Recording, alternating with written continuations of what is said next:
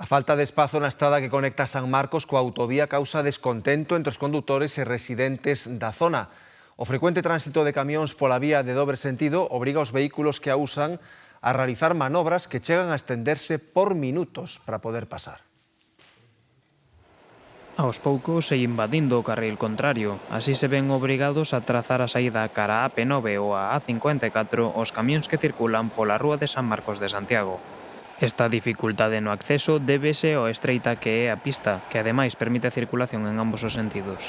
Esta circunstancia fai que tamén sexan frecuentes os atrancos cando un vehículo de alta tonelaxe se atopa con outro automóvil no medio da estrada.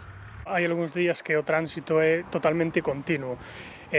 Xa non só cando coincide un camión cos coches, pero hai as veces que coinciden dous camións. Entón, teñen que facer manobras de adiante para atrás, hai veces que teño que sair da miña casa e teño que esperar 5 minutos. Algúnha especie de entrada así a unha vivienda que ten así algo para apartar e tal, pero depois se te colle no medio ou das marcha atrás, se é un camión grande, xa tens que dar marcha atrás. Hai días que é terrible, que se xuntan aí na entrada, camións que veñen de arriba, camións que van por a pista. Con todo, as dificultades para os residentes deste tramo da vía non só se limitan ao frecuente tránsito de camións nin as dificultades para manobrar. Sinalan tamén que a falta de visibilidade e a ausencia de ver as rúas supoñen un risco, especialmente cando moitos dos vehículos que pasan polo tramo o fan superando os 30 km por hora que marca a sinalización. Xa ves, que a 30 non pasa ningún, pasan lanzaos.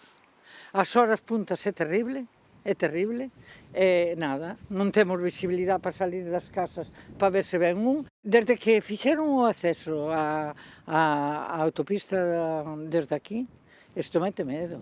Ante o actual estado da vía non existe unha solución consensuada para atallar os diversos problemas que afectan ao tramo, aínda que son múltiples as propostas de condutores e veciños para intentar resolvelos.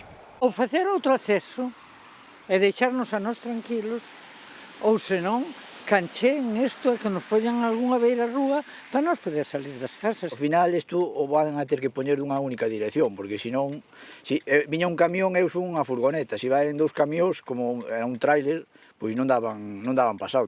Con todo, a alternativa máis popular sería a de recuperar as restriccións de circulación por tonelaxe do vehículo que anteriormente presentaba a vía.